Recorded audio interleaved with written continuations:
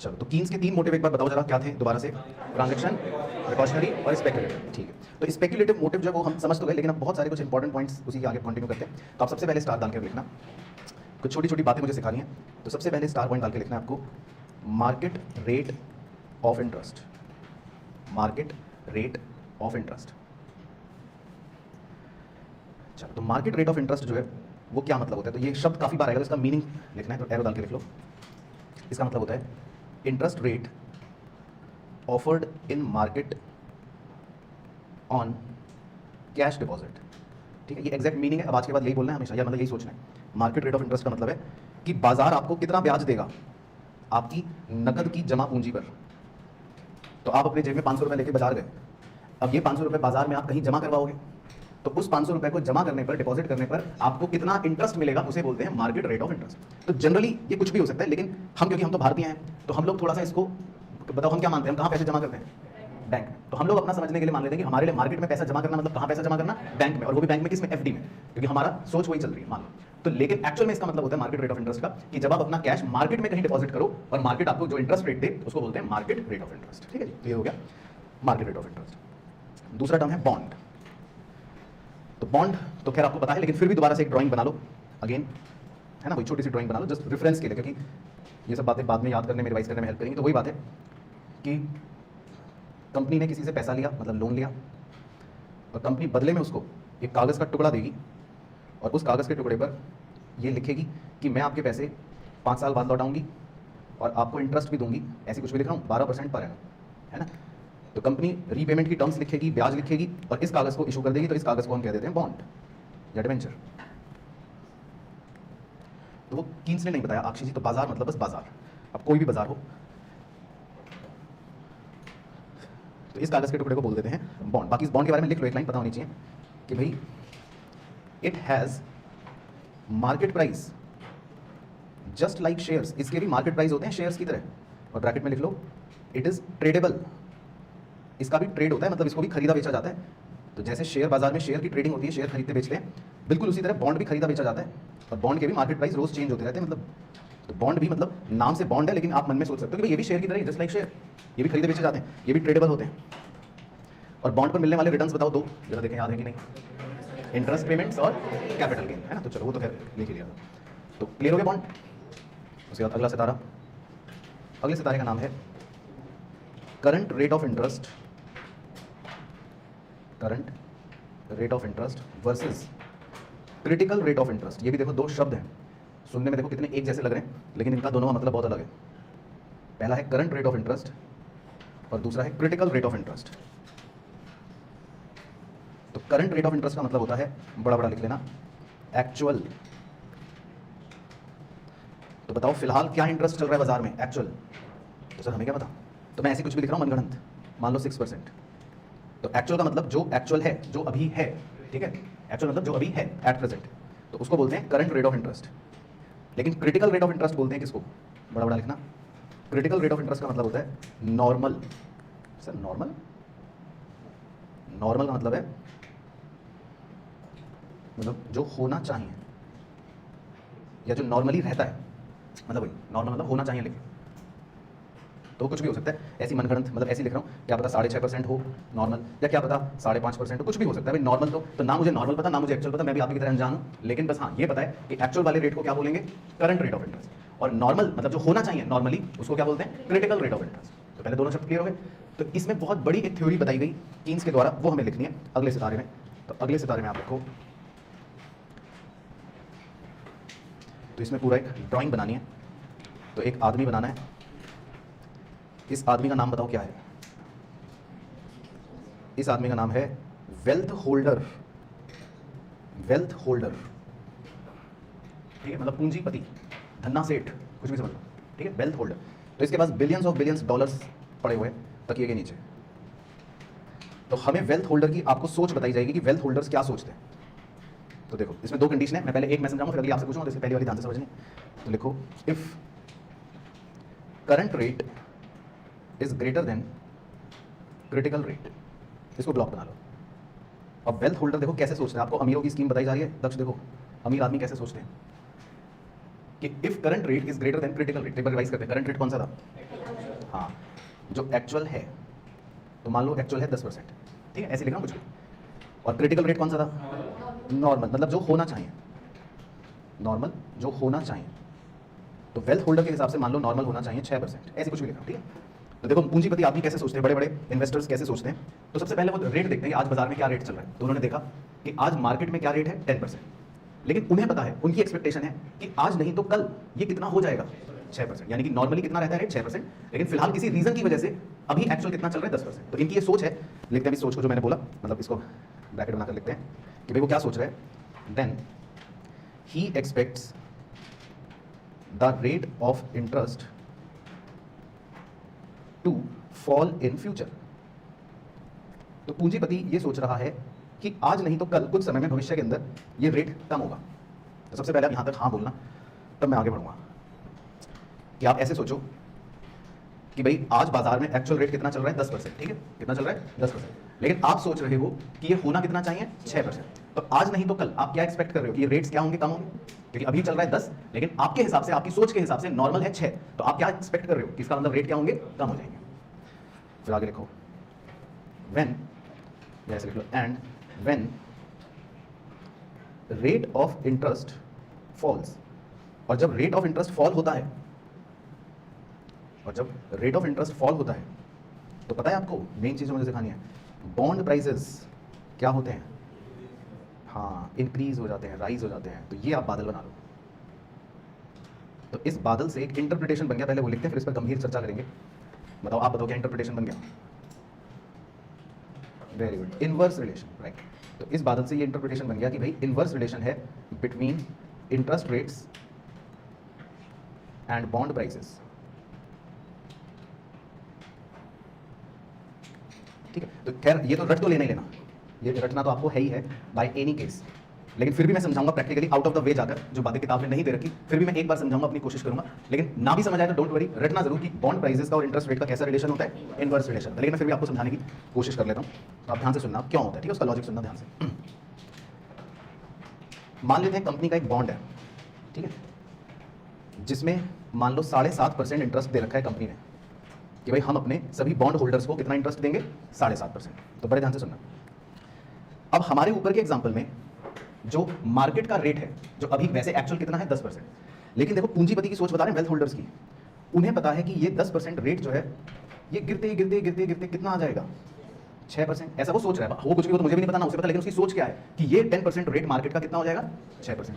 तो अब आप ऐसे सोचो कि अगर आपके पास पैसा है, या पूंजीपति के पास पैसा है, या बहुत सारे दुनिया में जो लोग हैं उनके पास पैसा है, तो वो अब अपना पैसा 6% इंटरेस्ट पे बैंक में देना पसंद करेंगे, या वो अब अपना पैसा बॉन्ड पे इन्वेस्ट करना पसंद करेंगे, बॉन्ड में इन्वेस्ट करना पसंद करेंगे। तो इससे पता है क्या होता है, इससे जो पैसा है वो बॉन्ड की तरफ डाइवर्ट होना शुरू हो जाता है, जिस वजह से बॉन्ड्स खरीदने की डिमांड बढ़ती है। फिर सारे पूंजीपति बॉन्ड्स खरीदने आ जाते हैं, वॉरेन बफे साहब और बहुत सारे लोग, कि भाई बॉन्ड्स खरीदेंगे हम तो, क्योंकि बाजार में रेट कितना होने वाला है, 6। मान लो आपके एग्जांपल से समझाता हूं, मान लो आपको पता चले कि जमीन जो है वो उस पर इन्वेस्ट करने में रिटर्न कम मिलेगा, और आपको अगर बिटकॉइन में इन्वेस्ट करना तो ज्यादा मिल रहा होगा, तो आप भी कहां पसंद करोगे इन्वेस्ट करना, जहां ज्यादा मिलेगा।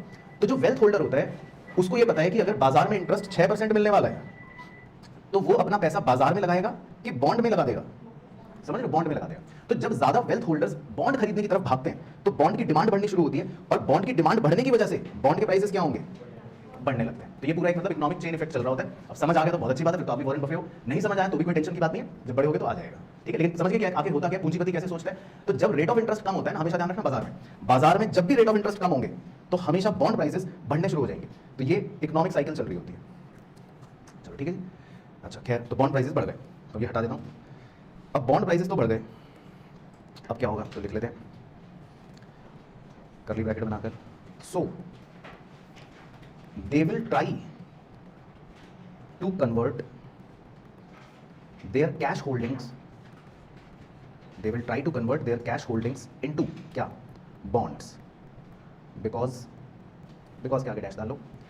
तो जो पूंजीपति हैं वो अपने पैसे को किस में कन्वर्ट करना चाहेंगे, बॉन्ड्स में। और क्यों करना चाहेंगे, लिख लो, 2 रीजन है जो आपको वैसे पता चल गए, मैंने बताया। पहला, हाँ, they can earn higher interest, एक तो उनको ज्यादा इंटरेस्ट रेट मिलेगा वहां, है ना, उन्हें पता है कि बाजार में पैसा लगाया तो खाली 6%, बॉन्ड में लगा देंगे पैसा तो हर साल 7.5% मिलेगा। तो इसीलिए वो बॉन्ड में अपना पैसा इन्वेस्ट करना शुरू करते हैं, क्योंकि उन्हें पता है कि they will earn higher interest rate. और दूसरा, उन्हें ये भी पता है कि जब बॉन्ड प्राइस बढ़ेगा तो क्या भी बढ़ेगा उनका, they can expect capital gain. हाँ मतलब दे एक्सपेक्ट कैपिटल गेन, तो वो इस एक्सपेक्टेशन में बॉन्ड में इन्वेस्ट करते हैं, क्योंकि उन्हें पता है कि बॉन्ड का प्राइस अगर बढ़ता रहेगा तो हमें कैपिटल गेन भी हो जाएगा, मतलब फायदा भी हो जाएगा। तो इसीलिए जो पूंजीपति होता है वो बेसिकली बॉन्ड में पैसा इन्वेस्ट तब करता है जब उसको लगता है कि बाजार के रेट कम होने वाले, मतलब ये पूरी सोच पर डिपेंड करिए कहानी। तो एक बार रिपीट कर रहा हूं, पहले लिख लो चलो। So they will try to convert their cash holdings into bonds because they can earn higher interest rate, और उनको एक्सपेक्ट होता है कैपिटल गेन। चलो तो एक बार दोबारा बता रहा हूं। तो पहले तो बताओ किस किस को समझ आ गया एक ही बार में, है कोई आगे समझ पूरी कहानी, बट फिर भी एक बार रिपीट कर लेते हैं।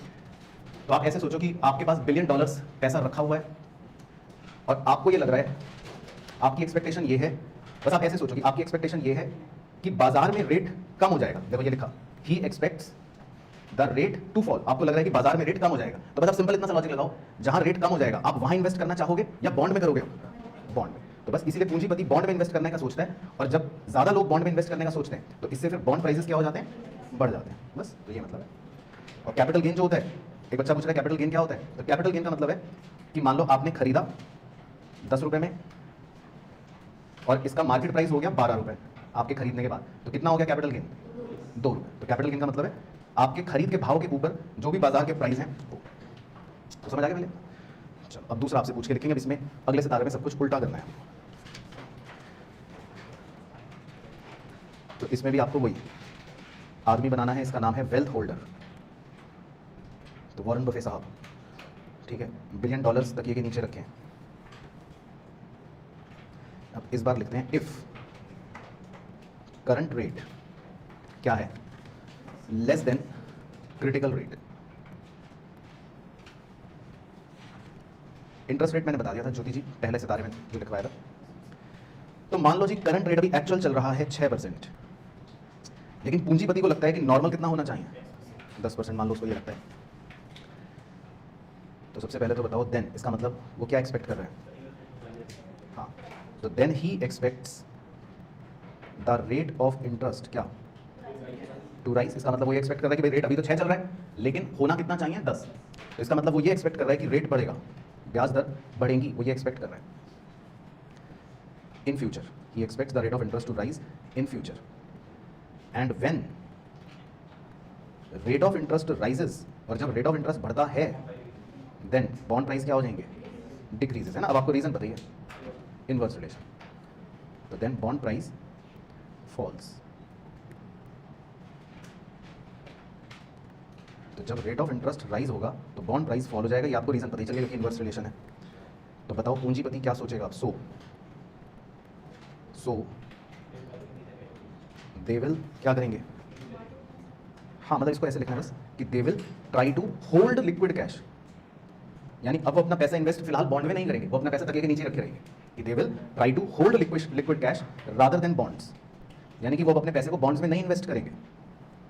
तो कीन्स ने यही बताया था कि भाई जो पूंजीपति होता है ना वो बहुत चालू होता है, वो मार्केट रेट और बॉन्ड प्राइसेस को देखकर डिसीजन लेता है कि कब इन्वेस्ट करना है। पहले केस में इन्वेस्ट करना था और अब वो इन्वेस्ट नहीं करेगा, वो अपने पैसे को तकिए के नीचे रखेगा, कहेगा मैं बॉन्ड में इन्वेस्ट नहीं करने वाला। So they will try to hold liquid cash rather than bonds because, तो रीजन भी लिख लो, a loss of interest forgone is small, क्योंकि उसको जो इंटरेस्ट मिलने वाला था बॉन्ड पे वो बहुत कम है, ना के बराबर है, तो उसको वो सोचेगा कि आप कोई बात नहीं। तो loss of interest forgone is small. दूसरा, अब बॉन्ड प्राइस कम हो रहे होंगे तो इसका मतलब they can avoid capital loss. अगर वो बॉन्ड में इन्वेस्ट कर देता ना तो पता है उसको क्या हो जाता, लॉस हो जाता। तो उसने अपने लॉस को बचा लिया इन्वेस्ट ना करके, कह रहा मैं क्यों इन्वेस्ट करूं, बॉन्ड प्राइस तो कम हो रहे हैं, तो किसी भी घटती हुई चीज़ में हम क्यों इन्वेस्ट करें। और तीसरा देखो वो क्या सोचते हैं, they can later buy bonds at lower prices. तो पूंजीपति और चालू होते हैं, कहते हैं जब बाद में सस्ते हो जाएंगे ना बॉन्ड्स, और सस्ते हो जाएंगे तब खरीदेंगे। तो अभी क्यों खरीदना, अभी तो इनके प्राइस कम होंगे, तो अभी कम होने दो प्राइसेस को, जब बहुत कम हो जाएंगे मैं तब खरीदूंगा। तो ऐसे जो वेल्थ होल्डर्स होते हैं वो ये सोच कर डिसीजन लेते हैं मेनली। तो इसमें आपको बेसिकली वेल्थ होल्डर की सोच के बारे में बताया गया। तो समझ आया वेल्थ होल्डर्स की कहानी। तो इन दोनों कहानियों को, बड़ी कहानियों को अब मैं बक्से के अंदर समअप कर देता हूँ कि भाई अल्टीमेटली बस आप बक्सा भी अगर रिवाइज कर लोगे तो आपका काम हो जाएगा। तो इन दोनों बड़ी कहानियों को हम इस बॉक्स में समअप करके लिखते हैं कि भाई पूंजीपति कैसे डिसीजन लेता है ना, पूंजीपति का डिसीजन कैसे चल रहा है, बस ये बॉक्स याद रखते हैं। तो पहला लिख लो, करंट रेट इज हाई। अगर मान लो करंट रेट हाई है, करंट रेट इज हाई का मतलब हो गया कौन सा वाला केस, पहला वाला, है ना, पहला वाला केस। ये देखो जिसमें करंट रेट क्या था, ज़्यादा।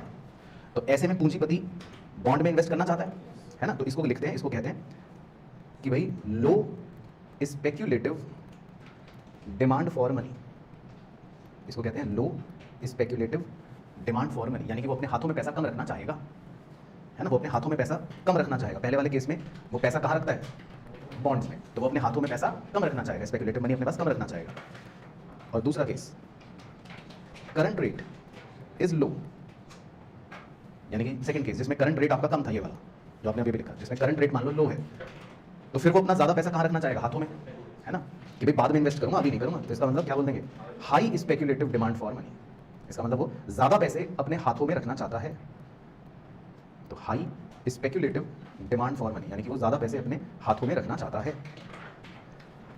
तो आपका एग्जाम में क्वेश्चन इस पर दोनों में से आता है बेसिकली, तो इसको और ज़्यादा याद रखने के लिए हम क्या भी लिख सकते हैं, इनवर्स रिलेशन, बिल्कुल से। तो आप सीधा सीधा ये भी याद रख सकते हो कि करंट रेट का और स्पेक्यूलेटिव डिमांड फॉर मनी का इनवर्स रिलेशन है भाइयों बहनों। तो अगर करंट रेट ज़्यादा होगा तो हम हाथों में कम पैसा रखना चाहेंगे, करंट रेट कम होगा तो हम हाथों में ज़्यादा पैसा रखना चाहेंगे। ठीक है, तो करण भाई कह रहे हैं कि सर मज़ा आ गया। तो मज़ा इसलिए आ गया क्योंकि ये सब नई बातें थी जो आपको आज से पहले कभी नहीं पता थी, लेकिन ये सोच है वेल्थ होल्डर्स कैसे काम करते हैं दुनिया में, जो कीन्स ने हमें बताया। ठीक है, लिखे यहाँ तक। अच्छा, तो इसका चित्र भी दिया गया है, एक डायग्राम भी दिया गया है कीन्स द्वारा, तो डायग्राम भी बनाते हैं जी। तो इसमें जैसे मैं बनाऊंगा ना डायग्राम, वैसे ही बनाना, सुंदर सुंदर। तो इसमें 2 डायग्राम बनाना,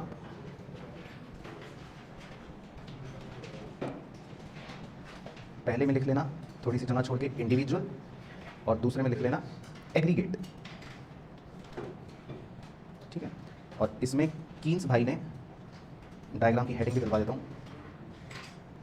इसमें हमें जो डायग्राम दिया है वो दिया है कीन्स भाई ने कि स्पेक्यूलेटिव डिमांड फॉर मनी कैसे काम करता है, मतलब स्पेक्यूलेटिव डिमांड फॉर मनी का डायग्राम दिया है। इंडिविजुअल्स के लिए अलग होता है, मतलब एक आदमी के लिए अलग होगा, लेकिन जब हम सारे आदमियों का टोटल कर देंगे और पूरी इकनॉमी का एज अ होल पढ़ेंगे तो फिर वो मतलब एग्रीगेट डायग्राम ऊपर बना दूंगा। तो हमें 2 डायग्राम बनाने हैं।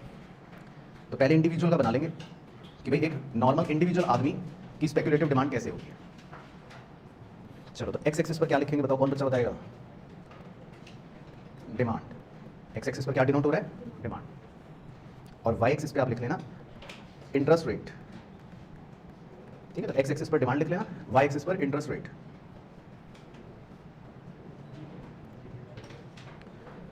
चलो, तो बनाऊं मैं, तो पहले इंडिविजुअल का बनाए, तो सबने इतना बना लिया ढांचा। ठीक है, तो जैसे जैसे मैं बनाऊँ वैसे बनाना। तो पहले एक बिंदी यहाँ बना लो, इसको नाम दे देते हैं आर सी। तो मान लो फिलहाल इंटरेस्ट रेट जो है उसको नाम दे दिया आर सी। फिर एक डॉटेड लाइन आगे ले जाओ और जहां मन करे उसको रोककर नीचे एक फुल लाइन बना लो, और उस फुल लाइन को थोड़ा सा गाढ़ा कर दो, गाढ़ा। ठीक है, फिर आर सी के ऊपर थोड़ा 2 उंगली ऊपर नाप के कहीं मार्क कर लो दूसरा रेट, इसको नाम दे देते हैं आर एन। आर एन, और आर सी से लेकर आर एन तक की जो दूरी है इसको भी गाढ़ा कर दो, गाढ़ा। तो थोड़ा सा मैं गाढ़ा जो है उसको और मतलब आकर्षक बनाने के लिए हल्का सा नीलापन भी उसमें ला रहा हूं गाढ़ेपन में। तो ये चित्र कुछ कुछ ऐसा। तो कीन्स ने बोला कि जो इंडिविजुअल आदमी होता है उसकी स्पेक्यूलेटिव डिमांड फॉर मनी जो होती है उसके बारे में उसने ये बताया। तो समझाऊं, पहले बन गया सबका। ठीक है, तो उसने बताया कि भाई आरसी मतलब हो गया एक तरह से करंट रेट, है ना। आरसी मतलब क्या हो गया, करंट रेट। तो अगर मान लो हमारा रेट, अब आप लिखना मत, मैं भी आपका डायग्राम कंप्लीट होगा, मैं इसमें जो भी खिचड़ी पकाऊंगा आप मत करना। तो कीन्स ने बोला कि मान लो हमारा जो फिलहाल रेट है वो आरसी से नीचे नीचे कुछ भी, मतलब हमारा रेट कम चल रहा है, कम है कम है कम है कुछ भी, तो हम एक पर्टिकुलर लेवल डिमांड करेंगे, है ना। हमारी स्पेक्यूलेटिव मनी की डिमांड कितनी है, देखो इस पॉइंट पर।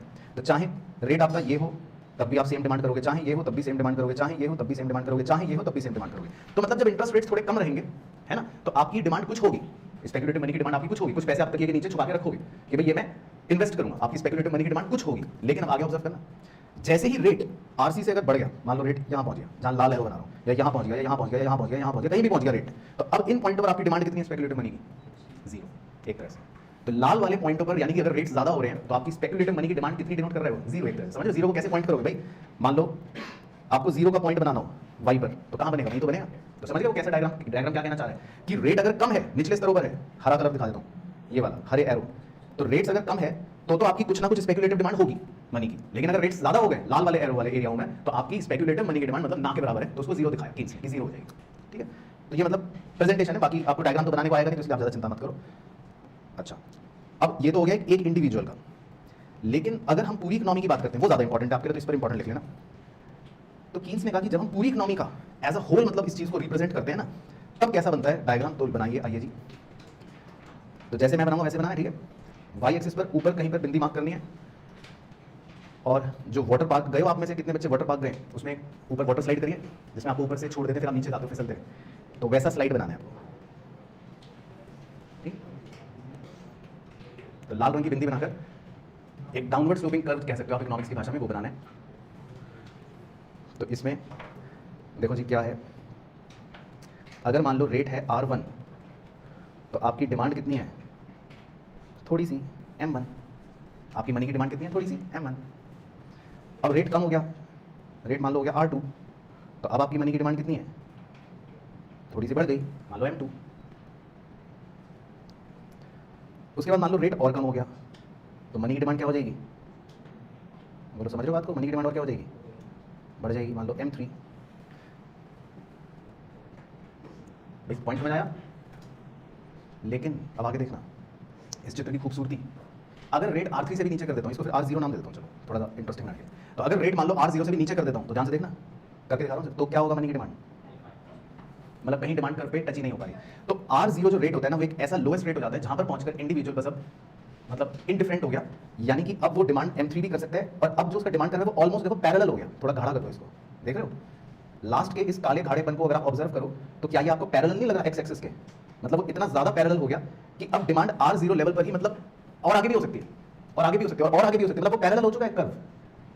तो अंतिम क्षणों में तो जो इसीलिए मैंने कहा था वाटर पार्क के झूले में जो गया वो उसको पता होगा एंड में क्या हो जाता है, वो झूला बिल्कुल फ्लैट हो जाता है ना, तब थोड़ी ना उसमें स्लोप बचता है। स्लोप कहाँ होता है, सबसे ऊपर, जब फुल फोर्स से वेलोसिटी से आप नीचे गिरते हो, लेकिन जब बिल्कुल एंड पर पहुंचते हो तो उस समय वो झूला कैसा हो रहा होता है, फ्लैट हो जाता है, तो लास्ट में स्लोप खत्म हो चुका होता है। तो इस कर्व में खूबसूरती आपको बनानी है कि लास्ट में स्लोप जीरो करना है आपको, वाकई में लास्ट में आपको स्लोप क्या करना है, जीरो करना है, और बिल्कुल तो सीधा होना चाहिए।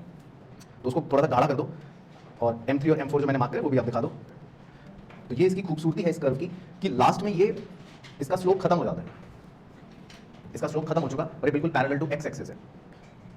तो इसका मतलब ये है कि R0 रेट के नीचे अब मतलब अगर हो भी गया तो हम पे कोई फर्क नहीं पड़ेगा, मतलब ये हमारी बस लास्ट वो रेट है जहां तक हम डिसीजंस ले रहे हैं कम ज्यादा करने का, इससे कम हुआ तो अब हम पे कोई फर्क नहीं पड़ेगा, अब हम उतने के उतने रहेंगे, या हम इंडिफरेंट हो चुके हैं, हम मतलब एक ट्रैप में फंस चुके हैं, इसको एक ट्रैप बोला जाता है इस एरिया को।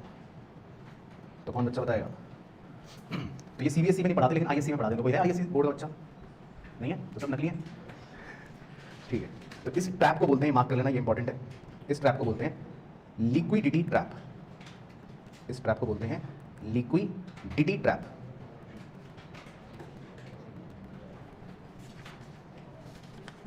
तो लिक्विडिटी ट्रैप के बारे में थोड़ा सा हम लिखेंगे कि भाई आखिर लिक्विडिटी ट्रैप है क्या, लेकिन पहले आप अपना डायग्राम बना लो पहले, तो एक बार चेक करो डायग्राम बन गया सबका, तो अपने पड़ोसी का चेक कर लेना, लास्ट में स्लोप जीरो होना चाहिए, लास्ट में वो फ्लैट हो जाएगा, तो इसको बोलते हैं लिक्विडिटी ट्रैप। तो चलो आगे बढ़ गया, ठीक है। तो अब इसी स्टार को लिखना है हमें, तो फिर कीन्स की बात मतलब खत्म होगी। तो इस स्टार का नाम है लिक्विडिटी ट्रैप, ठीक है, बाकी ब्रैकेट में लिख लेना। और इसको इनइफेक्टिव मॉनेटरी पॉलिसी भी कहते हैं, इनइफेक्टिव मॉनेटरी पॉलिसी, ठीक है। एक बड़ी अच्छी इंटरेस्टिंग स्टोरी सुनाता हूँ आपको, उससे आपको समझ आएगा कि प्रैक्टिकली क्या हुआ था। अभी एक जापान की आपको बात बताऊंगा, तो आप इसमें पहले ऐसे लिखो, RBI एरो डाल के लिखना, follows expansionary monetary policy, monetary policy, लेकिन मॉनेटरी पॉलिसी कौन सी वाली, एक्सपेंशनरी। तो पहले थोड़ा सा इसके बारे में बता देता हूँ। तो हल्का सा बीच में आउट ऑफ कंटेक्स्ट जा रहा हूँ, लेकिन ये बताना पड़ेगा ना कि भाई एक्सपेंशनरी मॉनेटरी पॉलिसी किसे कहते हैं। तो भाइयों बहनों, जब आप क्लास 12th में थे तो शायद आपने पढ़ा होगा कि जो RBI होता है वो मनी सप्लाई को बढ़ा भी सकता है इकोनॉमी में और घटा भी सकता है। तो जब RBI घटाता है पैसे तब हम कहते हैं कॉन्ट्रैक्शनरी मॉनेटरी पॉलिसी, लेकिन जब वो पैसा बढ़ाता है इकोनॉमी में, मनी सप्लाई इंक्रीज करता है इकोनॉमी में, तब हम क्या बोलते हैं, एक्सपेंशनरी मॉनेटरी पॉलिसी। अब उसमें एक पॉइंट होता था ओपन मार्केट ऑपरेशंस, याद है जी, ठीक है। तो देखते हैं किसको याद है, लिख लो आप भी बादल में। तो अगर RBI को पैसा बढ़ाना है मार्केट में, तो याद करो क्लास 12th कि ओपन मार्केट ऑपरेशंस के तहत RBI बताओ क्या करेगा ताकि मनी सप्लाई बढ़े, क्या करेगा, सेल करेगा। तो सेल करेगा, फिर तो लोगों का पैसा उसके पास आ गया, तो ये तो उल्टा बोल रहे दोस्त, भाई आरबीआई का मोटिव क्या है? लोगों के पास मनी सप्लाई बढ़ाना है। तो लोगों के पास अगर मनी सप्लाई बढ़ाना है मुझे, तो क्या करना पड़ेगा? मुझे परचेज करना पड़ेगा, मुझे बाय करनी पड़ेगी गवर्नमेंट सिक्योरिटी। तो ये लिख लो, बाय गवर्नमेंट सिक्योरिटीज। ठीक है, मैं लिंक भी लिखवा देता हूँ भाई, ताकि आपको याद रहे कि जब आरबीआई गवर्नमेंट सिक्योरिटीज बाय करती है ना, मतलब जब वो बाय करेगी, खरीदेगी, तभी तो पैसा लोगों को देगी ना। तो ये लिख लो बात ये भी कि भाई बाय करने से क्या होता है, तो टू इंक्रीज मनी सप्लाई। तो आरबीआई गवर्नमेंट सिक्योरिटीज बाय क्यों करती है? मनी सप्लाई को बढ़ाने के लिए। चलो बताओ फिर, जब लोगों के पास पैसा ज्यादा आएगा, अभी आप सबको 2-2 करोड़ रुपए अगर दे दूं मैं, तो इससे क्या हो जाएगा? हाँ, इससे आपकी इनकम बढ़ जाएगी। इससे आपकी क्या बढ़ जाएगी? इनकम बढ़ जाएगी। और अगर आपकी इनकम बढ़ गई तो क्या होगा? डिमांड बढ़ जाएगी, टू इंक्रीज एडी मतलब एग्रीगेट डिमांड। तो समझ आया, याद आया? तो आरबीआई बेसिकली आपको क्यों पैसा देना चाहती है? ताकि आपकी इनकम बढ़ जाए, आपकी डिमांड बढ़ जाए। और इस पॉलिसी को कहते हैं एक्सपेंशनरी मॉनेटरी पॉलिसी। तो आरबीआई अपना लगी हुई है डिमांड बढ़ाने में कि भाई लोगों के पास पैसे पहुंच गए, लोगों की इनकम हो गई, लोग डिमांड ज्यादा कर रहे हैं, और एक पॉइंट और लिख लो, टू इंक्रीज या टू स्टिमुलेट इकोनॉमिक ग्रोथ। तो आरबीआई भाई साहब लगी हुई है गवर्नमेंट सिक्योरिटीज खरीदने में, गवर्नमेंट सिक्योरिटीज खरीदने में। और आरबीआई सोच रही है कि बस अब तो मनी सप्लाई बढ़ता रहेगा, अब तो डिमांड बढ़ती रहेगी, अब तो इकोनॉमिक ग्रो होती रहेगी। भाई यहां तक सही होगी बात? अब इसके नीचे आपको लिखना है बड़ा बड़ा बट, परंतु। तो लिखो पहले, तो आरबीआई सोच रही है कि लोग मनी सप्लाई बढ़ा दी है, अब लोग ज्यादा खरीदेंगे, लोग ज्यादा इनकम हो गई है, लोग डिमांड ज्यादा करेंगे, इकोनॉमिक ग्रो होती रहेगी। ऐसा आरबीआई सोच रही है। देख रहे हो आरबीआई क्या सोच रही है? कि भाई हमने लोगों की मनी सप्लाई बढ़ा दी, ऐसा आरबीआई सोच रही है। बट के नीचे लिखना, आपकी आंखों से आंसू निकलेंगे, but interest rates are too low, बहुत कम है, interest rates are too low that people do not want to hold bonds and only want to keep liquid cash and only want to keep liquid cash। लेकिन interest rates बहुत कम है, बहुत कम है, मतलब आप विश्वास नहीं करोगे। चलो मैं इधर एक बादल में लिख के दिखाता हूं आपको।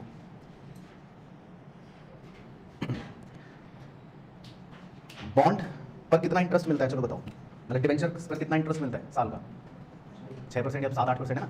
तो अगर मान लो मैं लिखूं 0.2% पर एनम, तो क्या आप कोई भी बच्चा किसी ऐसे बॉन्ड में पैसा इन्वेस्ट करोगे? आप में से कोई भी बच्चा जिसमें आपको साल के सिर्फ 0.2% इंटरेस्ट मिल रहा हो? नहीं करोगे। तो कभी कभी इतने इंटरेस्ट रेट्स कम हो जाते हैं, मतलब इतना इंटरेस्ट रेट टू लो हो जाता है कि कोई भी आदमी बॉन्ड रखना ही नहीं चाहता। Nobody wants to hold bonds. और वो सब क्या रखना चाहते हैं अपने पास? Liquid cash. वो सब अपने पास क्या रखना चाहते हैं? Liquid cash. तो इस परिस्थिति को लिक्विडिटी ट्रैप कहते हैं कि इकोनॉमी कहां फंस गई? लिक्विडिटी ट्रैप में। कि मतलब इंटरेस्ट रेट इतना कम हो गया, इतना कम हो गया कि कोई भी आदमी बॉन्ड खरीदना ही नहीं चाहता और वो अपने पास पैसा सिर्फ लिक्विड रखना चाहता है। तो इस सिचुएशन को कीन्स ने बोला था लिक्विडिटी ट्रैप। और ये जो मैं बात लिख रहा हूं ना बादल में, ये बिल्कुल प्रैक्टिकल आपको भी लिखनी है।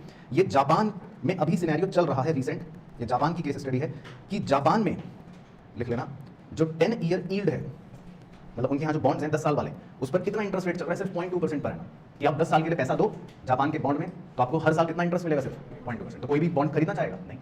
तो ये मतलब प्रैक्टिकल एग्जांपल है, तो लिख लेना एग्जांपल, ये जापान का एग्जांपल है कि उनके 10 ईयर यील्ड, यानी कि 10 ईयर का जो बॉन्ड का इंटरेस्ट रेट है, वो सिर्फ मतलब 0.2% पर एनम के आसपास चल रहा है।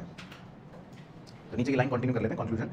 तो interest rates are too low that people do not want to hold bonds and only want to keep liquid cash, that is speculative demand, that is speculative demand becomes, तो becomes के बाद जो लिखूंगा वो होंगे keywords। speculative demand becomes dash with respect to interest rates। speculative demand becomes dash with respect to interest rates। और आपसे थोड़ा सा दिमाग लगवा रहा हूं, वो लिक्विडिटी ट्रैप एक बार देखकर आ रहे हैं डायग्राम पे, लिक्विडिटी ट्रैप। तो सबने देख लिया लिक्विडिटी ट्रैप, तो मैं खाली उतना बनाऊंगा डायग्राम, खाली लिक्विडिटी ट्रैप वाला बनाऊंगा। तो लिक्विडिटी ट्रैप में आपका डिमांड कर्व कैसा था? ऐसा था। मैंने सिर्फ कितना हिस्सा बनाया, समझ रहे हो? मैंने पूरा नहीं बनाया, मैंने सिर्फ कितना हिस्सा बनाया डिमांड कर्व का? सिर्फ लिक्विडिटी ट्रैप वाला। तो जो लिक्विडिटी ट्रैप वाला जो हिस्सा बनाया मैंने, पहले तो देखो आप उससे संतुष्ट हो? बिल्कुल ऐसे ही था, ठीक है। तो जिसको डिमांड चैप्टर याद हो वो बताएगा कि अगर demand curve parallel to X axis है तो इसको क्या बोलेंगे? बताओ शिवांश, इसका मतलब डिमांड क्या हो गई है? इस तरह की डिमांड कर्व का क्या मतलब है कि डिमांड क्या हो गई है? कांस्टेंट। तो 11वीं के नर्सरी के बच्चे बोलते हैं कांस्टेंट को। और कैसा इलास्टिक? Perfectly elastic. क्योंकि जब बिल्कुल पैरेलल टू एक्स एक्सिस होता है, तो शायद आप पढ़ोगे भी डिमांड में, तो इसका मतलब है इसकी इलास्टिसिटी इन्फिनिटी होती है ना। अगर याद है तो, नहीं याद तो कोई बात नहीं, तो आप लिख लो लेकिन बड़ा बड़ा। तो इसको बोलते हैं परफेक्टली इलास्टिक, इसको बोलते हैं परफेक्टली इलास्टिक। तो यानी कि आपका डिमांड कर्व बिल्कुल परफेक्टली इलास्टिक हो गया है। तो लिक्विडिटी ट्रैप में आपकी डिमांड परफेक्टली इलास्टिक हो चुकी है। तो आपको बस अब लिक्विड कैश अपने पास रखना है और आप बॉन्ड में इन्वेस्ट अब नहीं करोगे। तो मतलब ये पूरी बातें थी संपूर्ण जो किसने बोली थी, कीन्स ने। तो क्लियर हो गया खेल? चलो तो इसको क्लोज कर देना। तो अब घर जाके आपको बताइए इतना अच्छे से रिवाइज करना है सब कुछ, तो वो काम आप होमवर्क में जरूर करें। चलो डन डना डन।